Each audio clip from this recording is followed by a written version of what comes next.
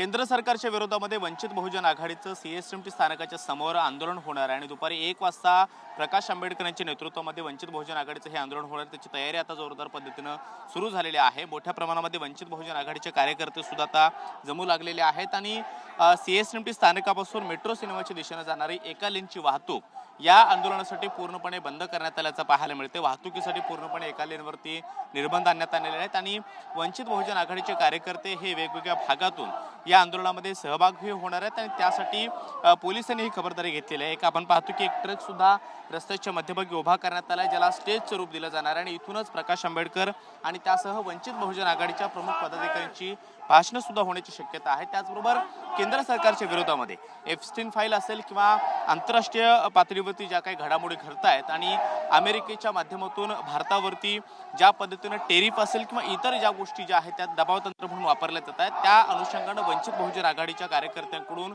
या आंदोलनाला सुरुवात करण्यात आलेली आहे। सध्या केंद्र सरकारच्या विरोधामध्ये मोठ्या प्रमाणामध्ये घोषणाबाजी जी आहे ती वंचित बहुजन आघाडीच्या कार्यकर्त्यांच्या माध्यमातून केली जात असल्याचं पाहायला मिळते। पोलिसांनी सुद्धा मोठ्या प्रमाणामध्ये बंदोबस्त या ठिकाणी तैनात केलेला आहे। या बाजूला आपण पाहतो की मेट्रो सिनेमाकडे जाणारी ही वाहतूक जी आहे ती अगदी पुढेपर्यंत जी आहे ती पूर्णपणे थांबवण्यात आल्याचं पाहायला मिळतं आणि एकाच लेनमधून सध्या ही वाहतूक सुरू असल्याचं सुद्धा पाहायला मिळतंय।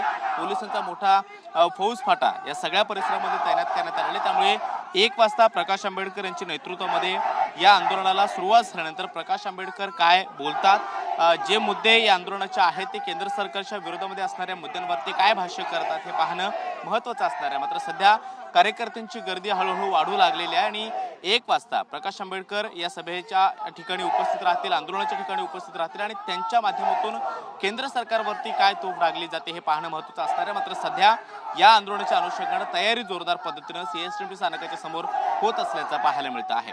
कॅमेरामन योगेश सोबत मी कृष्णा सोनारवडकर, TV9 मराठी, मुंबई।